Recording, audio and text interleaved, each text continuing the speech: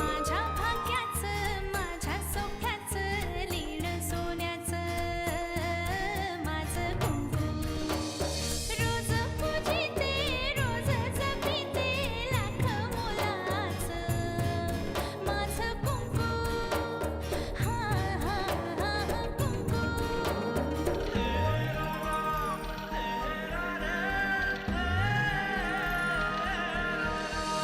मन माझे घर झाले त्याचे मोर स्वप्नाचा दारी नाचे शब्द त्याचे अमृताचे स्पर्श त्याचे चांदण्याचे त्याच्या श्वासाचे त्याच्या डोळ्याचे गुज सांगते माझं कुंकू हा हा हा कुंकू हा हा हा कुंकू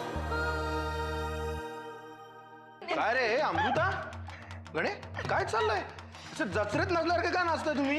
आता बाई मी काल पण सांगितलंय लग्नाचा होकार किंवा नकार अजून माझ्या हातात आहे. मला आता सोबतीणीची गरज नाही. एकदा का विक्रमादित्य जन्माला आला किंवा या किल्लेदारांना असा थै थै थै थै थै थै थै थै नाचवतो की नाही बघ. जोपर्यंत जानकी आणि नरसिंहाच्या डोक्यावर अक्षता पडत नाहीत तोपर्यंत आपल्याला यश आलं असं आपण नाही म्हणू शकत.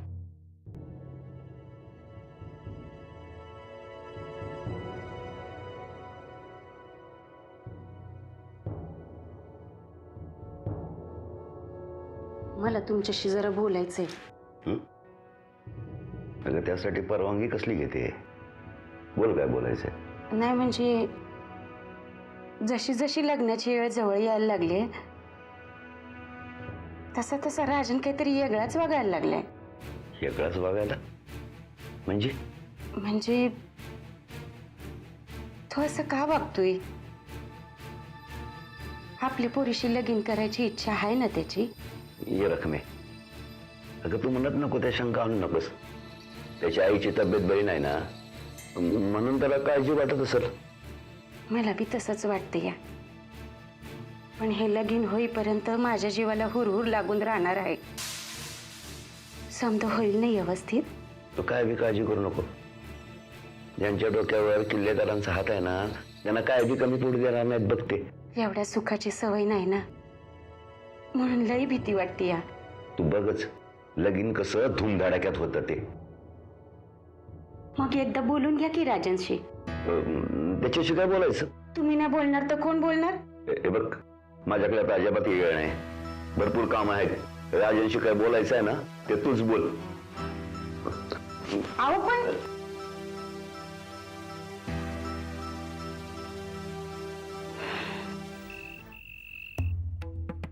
साहेब मला माझी आई हवी आहे. जानकी पण हवी आहे. गरीबावर अन्याय होतोय. कोणावर विश्वास ठेवायचा आणि कोणावर नाही काहीच कळत नाही.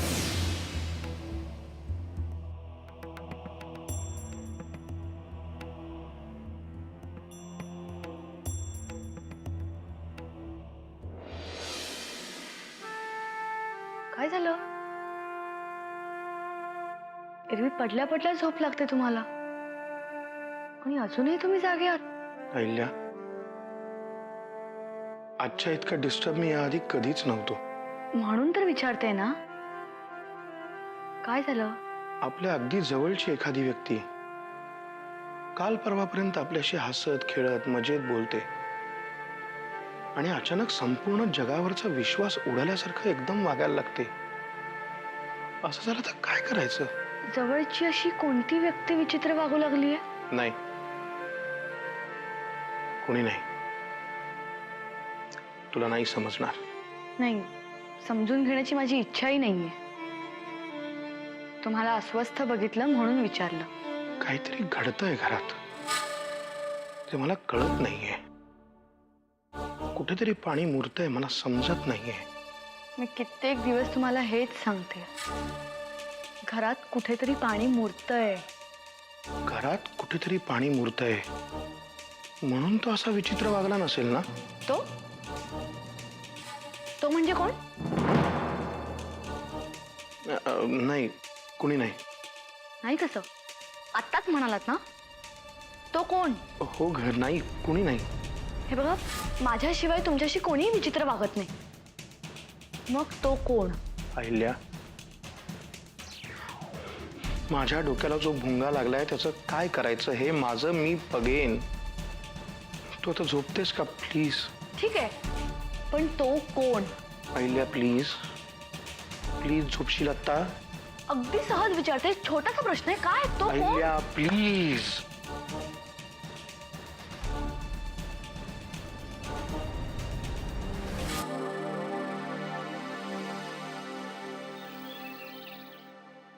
आत्याजी, या. बोलवलंस? अगं हो, घरात एवढी लग्नाची गडबड चालू आहे. मी तुझ्या वयाची असते ना तर पायाला भिंगरी लावून हिंडले असते माहितीये. अगं इच्छा माझी सुद्धा तीच आहे, पण जेवढी लग्न काही तुझ्या डोक्यात दिसते ना तेवढी प्रत्यक्षात काही दिसत नाही. त्या नवऱ्या मुलीला तरी माहितीये की नाही कुणाच ठाऊक. हिचं एक जाऊ दे ग, पण गण्या खूप एक्सायटेड आहे. तू काय ठरवलंयस आत्याजी? अगं मी काय ठरवणार, आता या वयात धावपळ होणार आहे का माझ्याच्याने? तू टेन्शन घेऊ नकोस ग, तू फक्त प्लॅन कर आणि राबवायला आम्हाला दे. म्हणजे कसं आहे, तुझा अनुभव आणि आमची एनर्जी म्हणजे प्लॅन सक्सेसफुल होणारच. कुणाची एनर्जी? सुमित्रेची ही अशी अवस्था, आणि अहिल्याबाईंबद्दल तर काही विचारायलाच नको. जाऊ दे ना, मी आहे ना. तू सांग मला, मी सगळं व्यवस्थित मॅनेज करेन. अगो त्या निमित्ताने मला स्वतःच्या कपॅसिटीज पण चेक करता येतील ना. करा करा, वेळच आली आहे ती. पहिली सुरुवात जानकीच्या कपडे खरेदीपासून करा. ओके, मी घेऊन जाते तिला. एक मिनिट. लग्नाच्या साड्या खरेदी करायच्या, ते असले कपडे घेऊन येशील तू तिला. नाही ग बाई, येऊ आता.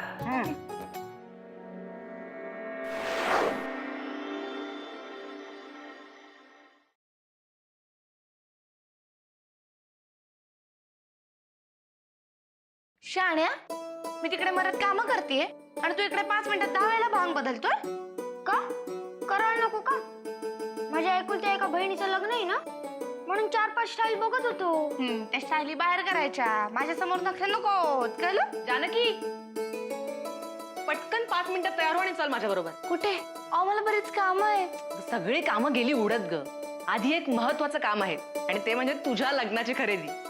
आत्याजींनी मला तुला खरेदीसाठी घेऊन जायला सांगितलंय. मी पण येणार. मग पटकन तयार हो. मी तयारच आहे, पण भांग कुठल्या बाजूला पाडू हेच कळत नाहीये. याला कशाला आपल्यात उगीच 3 तिघाड आणि काम बिघाडा होतो. तुम्ही जर मला नेलं नाही ना तर मी तुम्हाला बाहेर जायला देणार नाही. जानकी जरा माझ्या बरोबर चल, काम आहे. काका, आता ती कुठेही येणार नाहीये, कारण सगळ्यात महत्वाचं काम आम्ही करणार आहोत, जानकीच्या लग्नाची खरेदी. माझं काम त्याही पेक्षा महत्वाचं आहे. जानकी माझ्या बरोबर चल. एक मिनिट, महत्वाचं काम असेल ना तर तू जा ना, तिला कशाला घेऊन चाललायस? कारण मी राजनकडे चाललोय आणि तिथे जानकी माझ्या बरोबर असणं गरजेचं आहे. ओके? पण काका, एवढं काय महत्वाचं काम आहे की आमचं ठरलेला प्लॅन सुद्धा तू कॅन्सल करायला लावतोयस? हे बघ अमृता, आता तुझ्या कुठल्याही प्रश्नाचं उत्तर मी देऊ शकत नाहीये, पण आम्ही जाऊन आलो की मग मी तुझ्याशी बोलेन. Is that clear? मग मी तोंड धुवून येते ना. जानकी, तू तोंड धुण्यापेक्षाही जास्त महत्वाचं काहीतरी मला तुझ्याशी बोलायचं आहे. चल.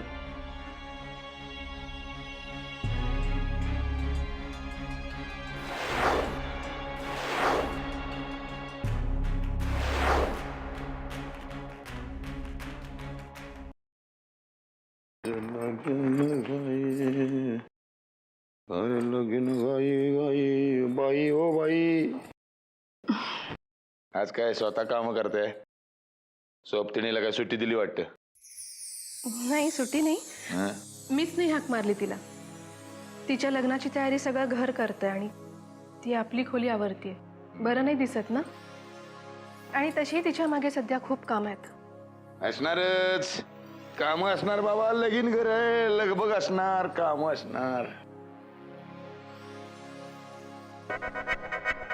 हे सुमे, एक गोष्ट लक्षात ठेव, कळलं काय? लगीन घर आहे, भरपूर खरेदी कर, साड्या बिड्या, मोठे मोठे दागिने घे, चपला हार काय शँडल हार म्हणतात ते, असं हक्क भरलं पाहिजे. आता यापुढं कोणाच्याही समोर हात पसरायची गरजच लागणार नाही आपल्याला. असं का बोलताय तुम्ही? आणि ज्या लग्नाला तुम्ही जाणार नाही त्या लग्नाला मी कशी काय जाईन? कोणी सांगितलं तुला? कोणी सांगितलं तुला लग्नाला जाणार नाही म्हणून? या घरात तुमचा अपमान झाला तो जानकीमुळेच. तिच्याचमुळे तुमच्याच घरात तुम्हाला कैद्यासारखं राहावं लागलं. मग तुम्ही तिच्या लग्नाला कसं काय जाणार? विसरून जायचं सगळं, विसरून जायचं. अशा छोट्या छोट्या गोष्टी लक्षात ठेवायला लागलं तर जगणंच मुश्किल होईल. कळलं काय? आणि माझी पण चूक होतीच की, या टोप्याला मारला नाही का मी, मग चूक होतीच माझी. ते काय नाही, आपण दोघं पण लग्नाला जायचं, धमाल करायची. तुम्ही किती बदललाय हो.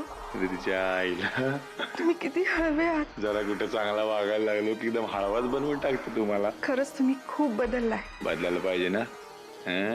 टाइम बदलेल तसा जर माणूस बदलला नाही तर तो मोडतो. संत मंत काय म्हणून गेले? काय? अगं पुजाऱ्याची पोरगी आहे, सांग की. काय तुझी? मी सांगतो तुला, मला माहिती आहे. संत मंत म्हणले, महापुरे झाडे जाती तिथे लव्हाळे वाचती. मग आता लव्हाळा बनून जगणार आहात का आयुष्यभर? का नाही जगणार? या लवाळाच्या नंतर शेवाळ होणार आणि शेवाळावर मोठे मोठे घसरून पडणार, दुबूक कोला पडणार. टाइम टाइम की बात है. तुमचं हे असलं बोलणं मला नाही कळत बुवा. कधीच कळणार नाही तुला. या अख्ख्या जन्मात तू मला समजून घेऊ शकत नाही. या जन्मात नाही, पुढच्या जन्मात पण समजू शकणार नाही.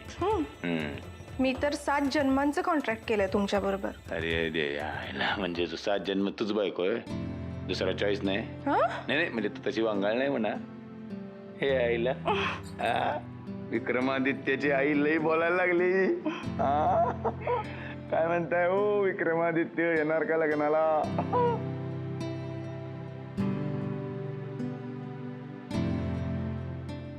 राजन, राजन, अरे इतक्या घाई घाईनं कुठं निघालास?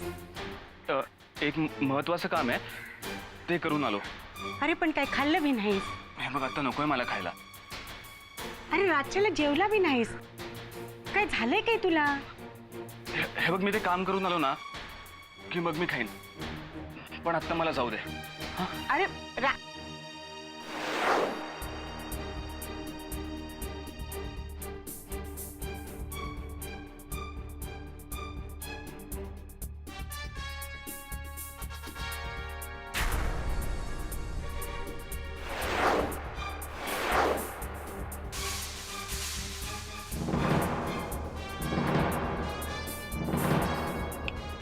जायचं, आल्या पावली परत जायचं. ते एक महत्वाचं काम होतं. तुला काय पाहिजे असेल ना मला सांग, मी आहे ना तुझ्या शेवला. सांग. हे बघा, मी बोंबाबोंब करून सांगेनच काय ना.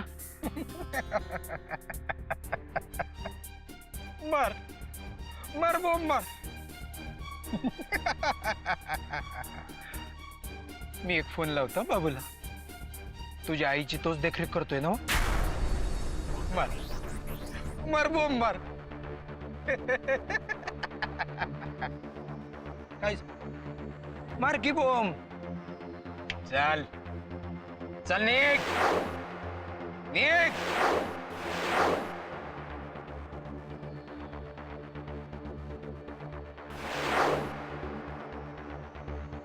राजन, अरे आलास बी लगेच? हो. काय रे, काय झालं? नाही, काय नाही.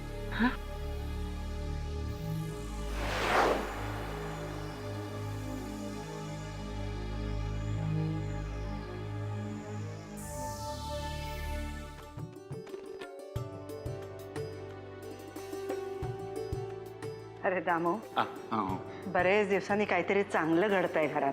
होय होय. जेवढं सजवता येईल ना तेवढं सजवा घर. हो आत्याबाई, जानकी माझी नात आहे, काही कमी पडू देणार नाही. हो का? तुमची नात होती तर तुमच्याच गावाला जाऊन तिचं लग्न लावायचं होतं.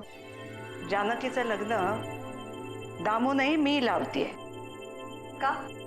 दत्तक घेतली तिला?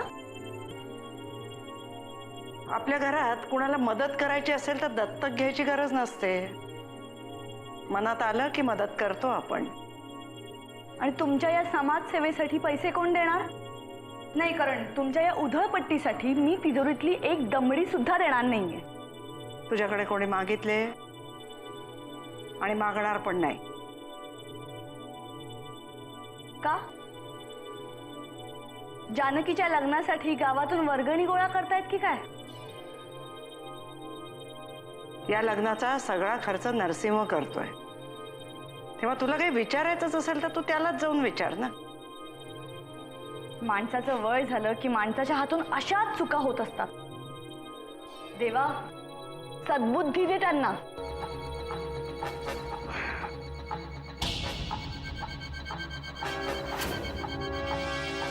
राजन,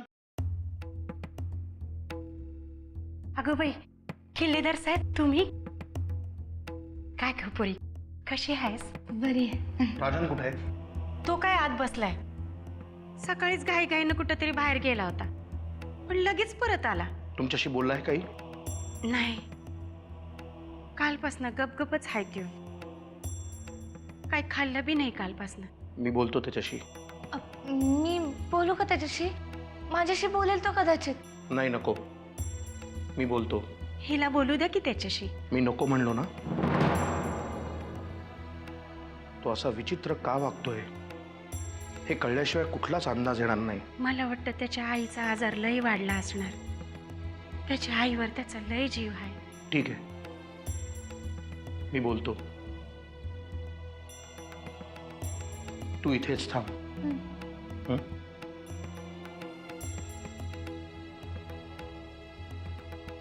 राजन, राजन,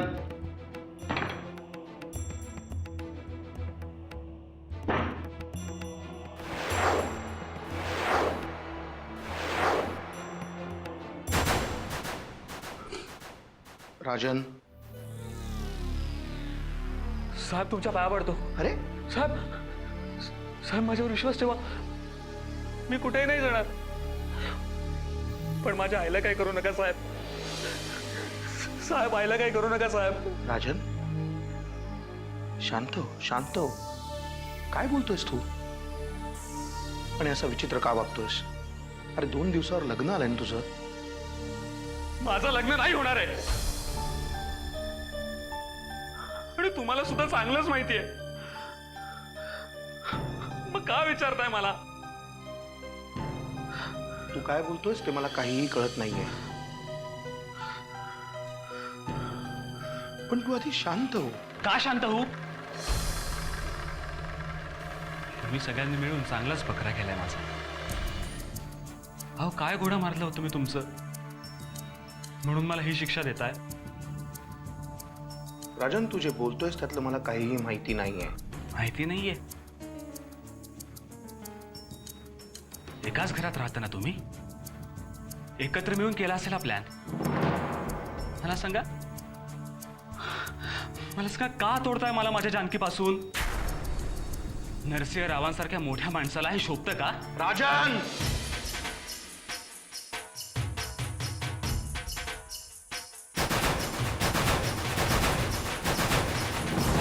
तोंड सांभाळून बोल. दादाचा या सगळ्याची काय संबंध आहे? काय संबंध? नरसिंहरावांनाच जानकीशी लग्न करायचंय ना? पण मला हे कळत नाहीये. पण मला सांगा, माझी जानकीच का?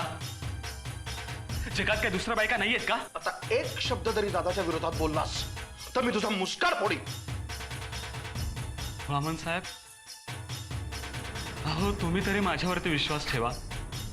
जानकीचं लग्न माझ्याशी नाही, नरसिंहरावांशीच होणार आहे. जानकीचं लग्न माझ्याशी नाही, नरसिंहरावांशीच होणार आहे.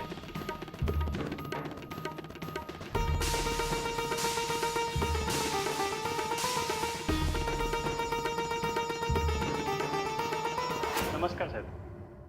अरे उदय, तू काय करतोस इकडे? ये आत ये. काय झालं रे बाबा? साहेब, तुमचं माप घ्यायचं. माझं माप? कशासाठी? साहेब, तुमच्यासाठी नवीन कपडे शिवायचे आहेत ना, माझ्यासाठी नवीन कोणी सांगितलं तुला? आत्याबाईंनी सांगितलं. त्या बाई अरे काय झालं? काय चुकलं का आमचं? त्या बाई काय चाललंय आता हे सगळं? अरे असं काय करतोस? लग्न घर आहे आपलं. सगळ्या गोष्टी जपायला नकोत का? माणसं, व्यवहार, तुझा पोशाख सुद्धा. त्या बाई नरसिंहा तू घे माप.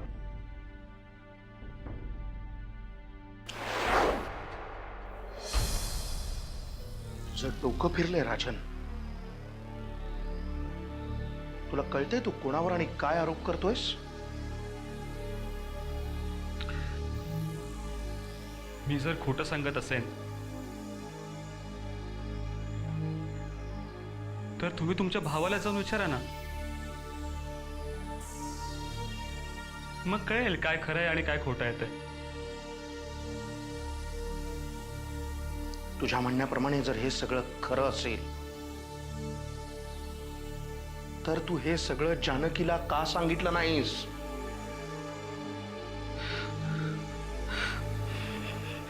कसं सांगू साहेब? 24 तास त्या माणसांची नजर माझ्यावरती आहे. आत्ता सुद्धा एक माणूस घराबाहेर आहे आणि आज सकाळी मी घराबाहेर गेलो होतो जानकीला सगळं सांगण्यासाठी. पण त्या माणसाने मला रस्त्यावरच अडवलं. अरे त्यांनी अडवलं पण तू का अडवून घेतलास? साहेब अहो माझी आई त्यांच्या ताब्यात आहे. मी किती हिंमत केली ना जानकीला सगळं सांगण्याची तरी आईचा विषय निघाला ना की माझ्यातला सगळा त्राणच संपून जातो. हे सगळं तू जानकीला तिथे जाऊन सांगू शकत नाहीस. इथे सांगशील? मी जानकीला माझ्या बरोबर घेऊन आलोय. अहो काय केलं तुम्ही साहेब? अहो वाकणेसांना आता हे सगळं कळलं असेल. वाकनीस? आता ते माझ्या आईला नाही सोडणार. नाही सोडणार माझ्या आईला ते आता. तुझ्या आईला काहीही होणार नाही. पण हे जे सगळं घडलंय हे तुला जानकीला सांगायलाच हवं. आणि जर तुझ्यात हिंमत नसेल तर मी सांगेन.